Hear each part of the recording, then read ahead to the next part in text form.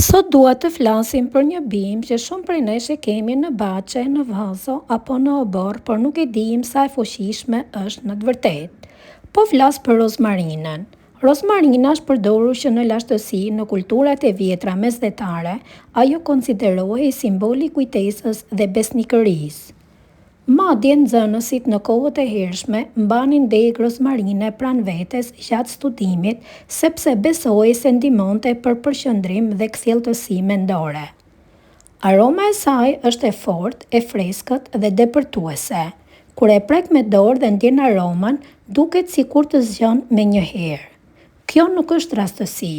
Vajrat esencial që përmban stimulojnë qarkullimin e gjakut dhe sistemin nervor, duke ndihmuar në rritjen e vigjilencës dhe energjisë. Një nga përfitimet më të njohura të rozmarinës është përmirësimi i kujtesës dhe i përqendrimit. Për ata që punojnë shumë mendërisht, për nxënësit apo për të moshuarit, një çaj i lehtë me rozmarinë mund të jetë një ndihmë natyrale. Rozmarina ndihmon edhe në qarkullimin e gjakut.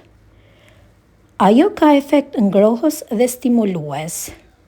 Personat që ndihen shpesh të lodhur, që kanë duar dhe këmbë të ftohta, mund të përfitojnë nga përdorimi i saj me masë. Për sistemin tretës është gjithashtu shumë e dobishme.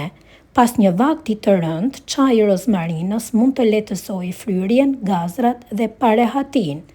Rozmarina ka veti antioksiduese dhe antibakteriale. Kjo e bën të dobishme për forcimin e imunitetit, sidomos në periudhat kur ndryshojnë stinët. Një përdorim shumë i dashur, sidomos nga gratë, është për flokët. Uji i rozmarinës përdoret për shpëlarje pas larjes së flokëve. Ai forcon rrënjët, i jep shkëlqim flokut dhe ndihmon në reduktimin e rrënjës së tyre. Disa përgatisin dhe vaj rozmarine, duke e lënë në vaj ulliri për 40 ditë dhe e përdorin për masazh në skalp.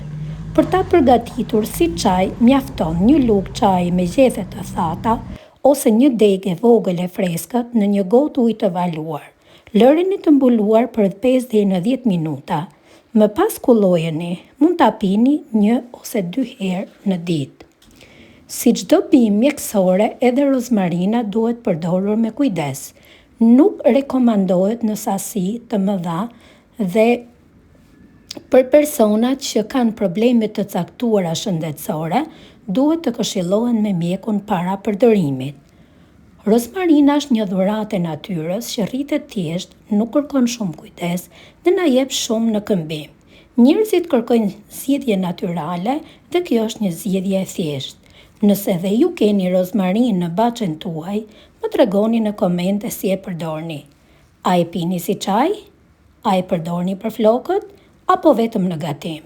Nëse ju pëlqejnë këto këshilla natyrale dhe doni të mësoni më shumë për bimët që na rrethojnë, mos harroni të abonoheni në Baçja Magjike.